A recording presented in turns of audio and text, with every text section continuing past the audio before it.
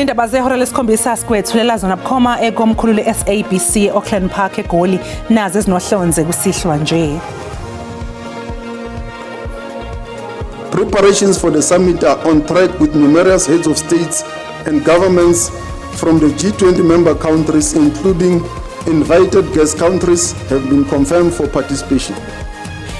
Ungqongqoshe wezobudlelwane namazwe omhlaba uRonald Lamula ubambe isithangamina beindaba ezolandisa ngamalungiselelo enqungquthela ye-G20 ezosingathwa eNazareth eGoli ngempela sonto.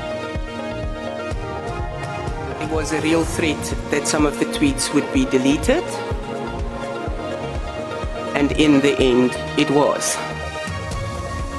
Namhlanje umbuso ububize ufakazi wawo wesithathu ecaleni nendodakazi kalowo wabe umengameli wezwe Jacob Zuma uDuduzile Zuma Sambudla lokugqugquzela izenzo zokuvukela umbuso kanye nokuphehla udlame emphakathini. In this instance with PKTT, one must say that the handing over was messy. Ubufakazi banamhlanje obethulwe phambi kwekhomishana kaMadlanga bebugxile kakhulu odabeni lwamadokodo amacala ayi-120 nomuvo athathwa KwaZulu-Natal ahanjiswe ePitoli ngendlela engaqondakali. Mbukeli sikubingelela sikwamukele indabeni zakusihlwa enizethulela unoxolo mamtshali wakwamwali ihlabangane elimhlophe qwa. Ake sizwe-ke ukuthi namhlanje ngabe sikuphathele ziphi.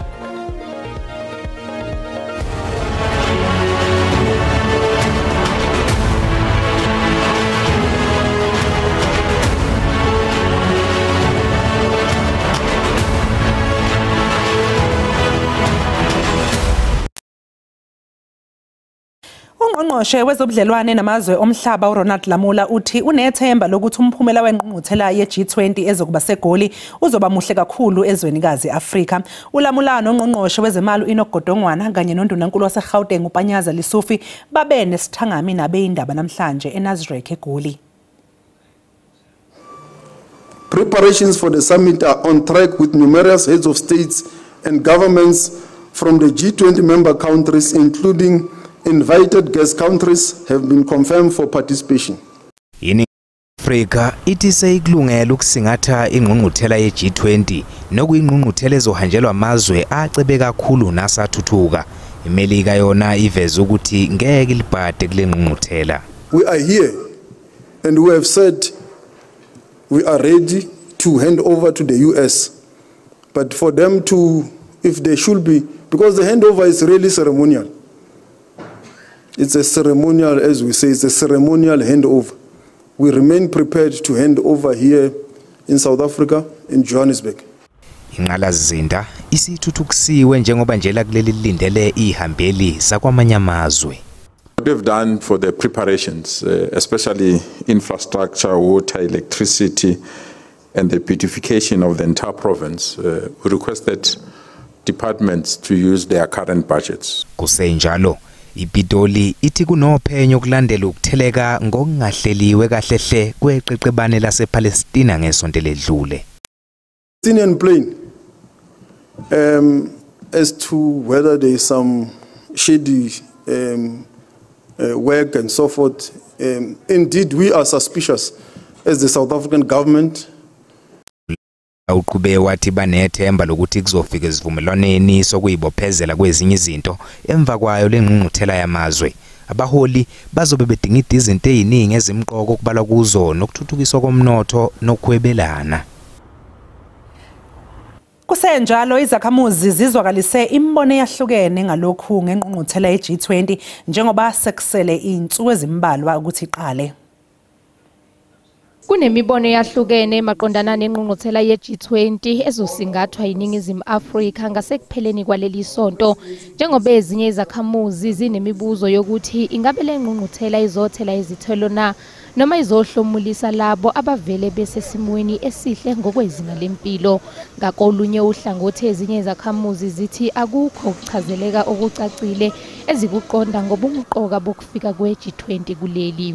Uhulumeni kwesinye isikhathi siyacela ukuthi ke akwazi phela ukusi-update nabantu abangazazi lezi zinto lezi o-G20 nani. Sibona nje amaphoyisa sehambe qoqa abantu abathengisayo eqeleni kwemigwaqo, abanye bayazamela kanjalo. Uhulumeni akabe nemechanism nendlela yokuthi akwazi abantu ba-update engavele qhamuke amaphoyisa aseyisusa abantu asenzane kanti indlela yani yethu yokuzama komuntu omnyama. Izakhamuzi ezithengisa emgwaqeni zikhala ngokuthi kumanje zithwele kanzima njengoba sezixoshiwe ezindaweni ezithengisa kuzo nokuyilapho zizama khona imali yokubekwa isinkwa etafuleni ngenxa yokungabibikho kwamathuba omsebenzi. Le G20 yasihlukumeza kakhulu ngoba manje asikhona ukuthengisa sine 2 months singathengisi. As understand ukuthi G20 yakhona kwenzakalani because according to my understanding le G20 yakhona has benefited thina abathengisa la emgwaqeni. They are here these people which are the 20 countries if I'm not mistaken, and they are here ukuthi bazogain ama resources we country, but are we going to benefit as a country? Ezindabeni ze-SABC nginguNokulunga Sibisi.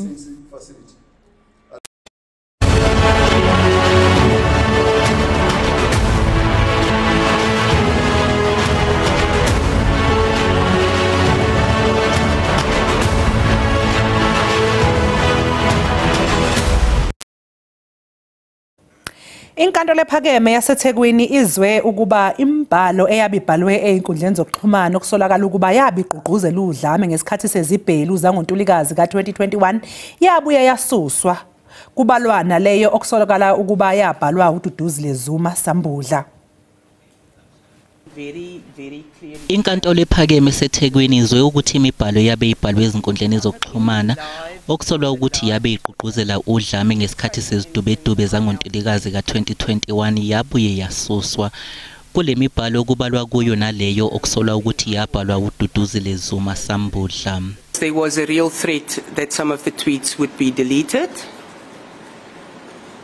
and in the end it was. So the threat was not an over-exaggeration. Ebufakazini bakhe uSteinberg uphinde wacacisa ngamavidiyo okuqala nezithombe okuthiwa zafakwa nguDuduzile Zuma Sambudla ezinkundleni zokuxhumana. Nokho-ke lona uyilungu le-MKP yePhalamende owaphikile lamacala okugqugquzela ubushokobezi nodlame ngoNtulikazi ka-2021. Umbuso wenze izinsolo wathi imibhalo yakhe ezinkundleni zokuxhumana yayikhuluma nabantu ukuthi benze udlame njengoba uthi wayibhala ngenhloso.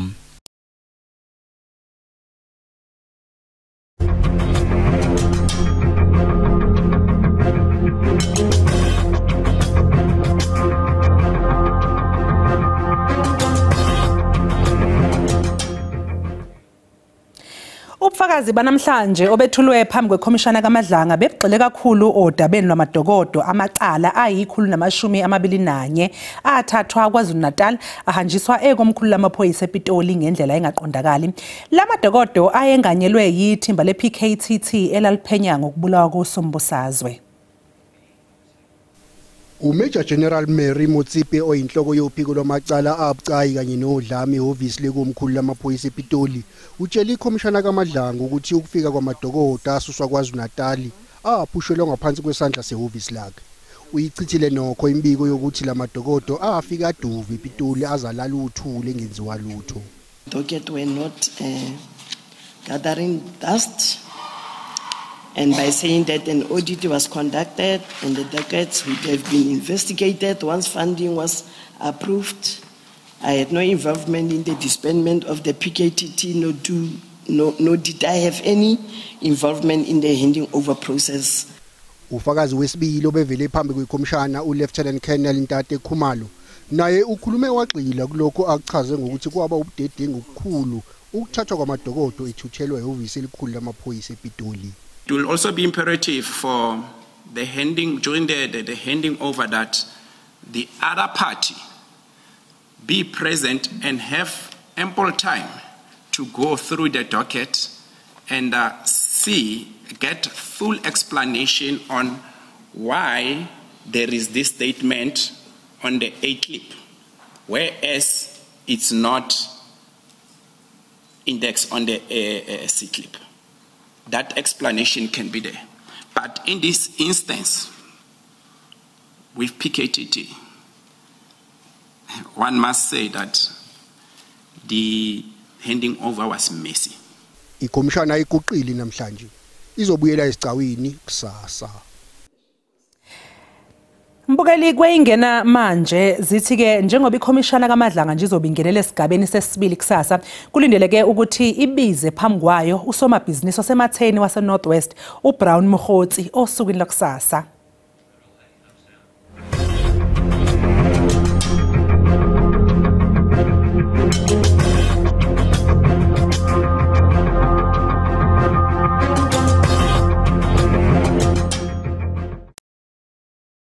Namhlanje kufungiswe amalungu eDA amabili eminyangweni wezamahlathi ezokudoba nezemvelo kanye naseminyangweni wezohwebo imboni nokuncintisana. I have decided to appoint the following persons as minister for the portfolio indicated in the signed President's Act. Umengameli uCyril Ramaphosa umemezele izinguquko kwikhabhinethi ngokuqoka ungqongqoshe kanye nephini likangqongqoshe abavela kwi-DA.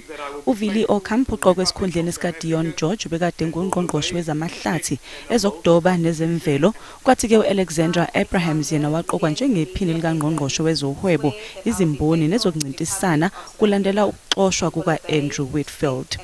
uOcampo uthi uzosebenzisa leli thuba ukugqamisa ukuthi ukudoba nakho kubamba iqhaza elikhulu emnothweni wakulelini. We've got to balance what is in the best interest of the nature as well as in the best interest of our communities. It is not true that you can't have this portfolio being an economical portfolio. We've got forestry, we've got fisheries, we've got our national parks. All of them contribute towards the GDP of this country. uAbrahams yena uthi usazohlangana nezinhlaka ezahlukene okubalwa ungqongqoshe uParks Daum.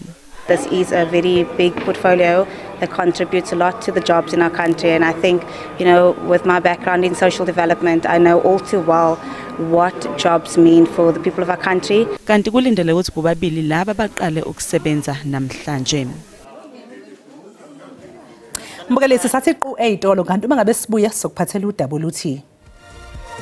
Themba ukuthi umphakathi bazomameli ama radio babukela iTV babheke ukuthi mhlambe ama update ahamba kanjani. Abezimo ephuthumayo eGoli bathi bazoqhubeka nokusiqapha isimo njengoba liqhubeka nokuyidliva engxenyeni yezaleli idolobha.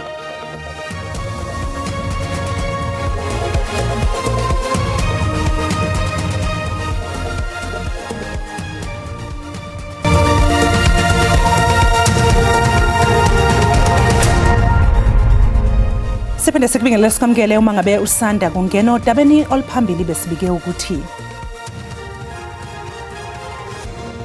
Ungqongqoshe wezobudlelwane namazwe omhlaba uRonald Lamula ubambe isithangamini abeyindaba ezolandisa ngamalungiselelo engqungquthela iG20 yezosingathwa eNazareth eGoli ngempelasonto. Khumbula mbukeli ukuthi lezi indaba ziyatholakala ku-YouTube kanjalo naku-SABC Plus. Ungena nje kuze uyicinga amagama athi SABC izindaba na kanjani uzoyithola ngomjalo bazo. Ngena ku-website ethi www.sabcplus.com noma udownload i-SABC Plus app ku-Apple App Store noma ku-Google Play Store. Sebenzisa inombolo yakho kamakhalekhukhwini ukuze ubhalise. Lokho uzokwazi ukubheka iziteshi ezifana no-SABC 1, 2 no-3, SABC Lehaye kanye ne-SABC News Channel. Esinye isiteshi ongasithola njengamanje isiteshi esikhethekile sikusakazela ngengqungquthela ye-G20 ubusuku nemini, i-G20 Pop-up Channel. Abezimo ephuthumayo eGoli bathi bazoqhubeka nokusiqapha isimo njengoba liqhubeka nokuyidliva engxenyeni izaleli idolobha okwamanje ke mbukela ngekho okusabikwe ukuthi ushonile. Belidliva ezingxenyeni ezithile zaseGoli kulempela sonto kanti nangomsombuluko ekuseni abanye bavuke ngayo. Okhulumela abezimo eziphuthumayo eGoli uRobert Mulawuzi uthi ithimba labo limngomumo ukubhekana nanoma yini engavela. Kwamanje bekinga singakabi namhlambe nezingozi lezi ezirepotwe mhlambe ebusuku overnight up until manje ngoba sikhuluma kanje. So siyathemba ukuthi umphakathi bazomameli ama radio babukela iTV babheke ukuthi mhlambe ama update ahamba kanjani ukwenzela ukuthi sizokwazi ukuthi sivikele mhlambe izingozi ezingayenzakala ngalesikhathi lesemvula. Umlawuthi bese nxusa izakhamuzi ukuthi siqaphele eziphinde zibabikele nganoma imuphi umonakalo ongadalwa imvula. Sithanda ukuxwayisa umphakathi ukuthi bangahambi kulezi ndawo lezi banakekele abantwana abancane ukuthi bangahambeli around imifula le. So umphakathi uyakwazi ukuthi uxhumane nathi kule nombolo le 011 375 5911 mhlambe makungaba mhlambe nengozi ezingayenzakala. Izangoma zezulu zithi khona enye imvula elindelekile kuleli sonto. For today, we are still expecting the cloudy conditions to persist over the eastern parts of the country with some mainly scattered showers and thunder showers, as well as widespread over the northeastern parts of the country, as we have that system that influenced the country over the weekend, exiting the country. Umlawuli unxusa abashayeli bezimoto ukuthi bashayele ngokucophelela baphinde bakhanyise nezibane emgaqweni. Unxuse nabantu ukuthi bengaphithizeli bazama ukuhlala ezindlini uma kungekho okuphuthumayo. I-ANC yethule imigomo emisha ezolawula amalungu ayo azongenela umkhankaso wokhetho lohulumeni beyindawo lango-2026. Usihlalo wekomidi elibhekele ukhetho kule nhlangano uKgalema Motlanthe uthi la migomo emisha kuhloswe ngayo ukubuyisa uzinzo nokwethenjwa kweqembu. Isigungu esiphezulu se-ANC sesigunyaze imigomo emisha ehambisana nokuvuselelwa kabusha kwenhlangano kulandela ukwehlelwa ngamavoti okhethweni lwangonyaka owedlule. Phakathi kwale migomo emisha i-ANC eyibekele laba abagaqele ukuphakanyiselwa ezikhundleni kuzodingeka ukuthi laba abahlonziwe babe neziqu zemfundo, isipiliyoni kanye nokumeleleka kwentsha. The list must also reflect the liberation movement character, including ANC members in alliance and key sectors of society. The list must also achieve 50% or more representation of women in line with Rule 6 of the ANC Constitution, with every second candidate a female throughout the list. Isigungu esiphezulu se-ANC sithathe nesinqumo sokuthi amalungu ayo awasavumelekile ukubonakala ekhankasa eswenke econsa ngezingubo zamagama abizayo kanye nokuthi kungabe kusasetshenziswa imali kanye nezijumbane zokudla emphakathini okuyinto ebonakala njengokuzama ukuthenga amavoti. The lifestyle audit as the rules indicate shall be initiated by the Electoral Committee as and when it's not mandatory to everyone, but as and when questions arise. Uhlelo lokuqokwa nokuhlungwa kwamagama alaba bazongenela ukhetho lohulumeni basekhaya kulindele ukuthi luqaliswe ngonyaka ozayo. Ungqongqoshe wezemsebenzi kahulumeni nenqalasizinda uDean McPherson usexwayise ngokuthi zizothathelwa inyathelo osonkontileka abahlulekayo ukuqedela inhlelo zikahulumeni. Isikhungo sasohlange siphakathi nelokishi iNanda. Lesikhungo sasungulwa owabe engumengameli wokuqala we-ANC uJohn Langalibalele Dube ngo-1901. Kulapha ke futhi okwavota khona okokuqala nga wayengumengameli wokuqala wentando yabantu uNelson Mandela ngo-1994. Ngo-2013 uhulumeni waqala uhlelo lokuthuthukiswa kwenqalasizinda yakulesikhungo. Kepha ngemuva kweminyaka engaphezulu kwe-10 lo msebenzi awukakaphuthulwa. Kunezinto ke ekutholakala ukuthi azange zenzeke ngendlela ehlanganisa nama contractors ekufanele kube ibona bazobhekelela uhlelo lokuthuthuka lenqalasizinda. Let this project not only be revived, let it be the beginning of justice.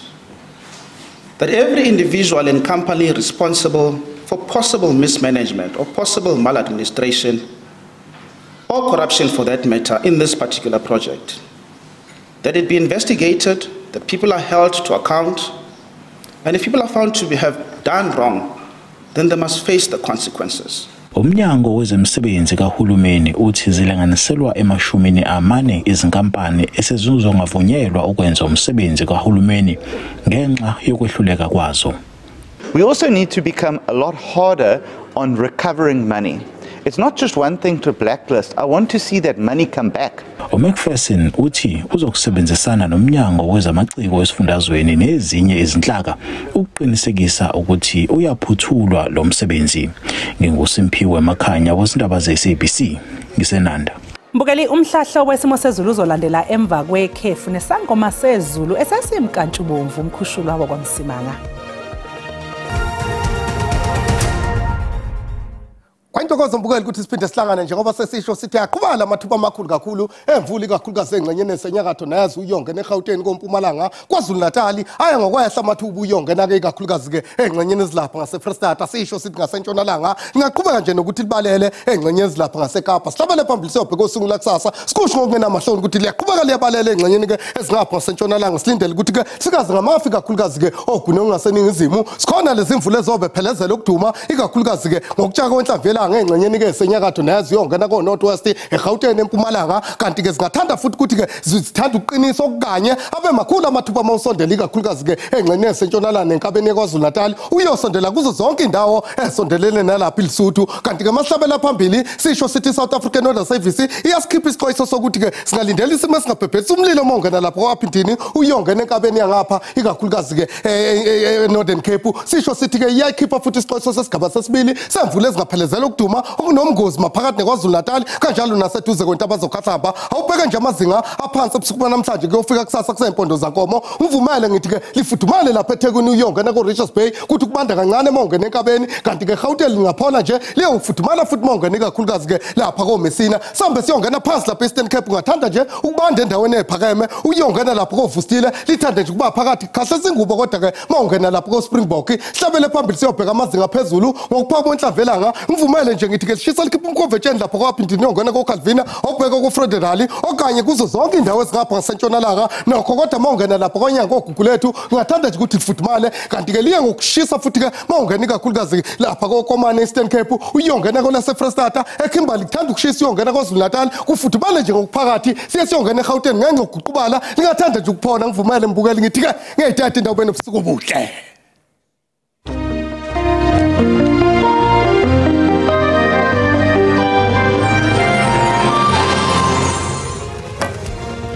Mbukeli sizibeka lapha ke ebesikuphathela zona ube nobusuku obuhle usale kahle.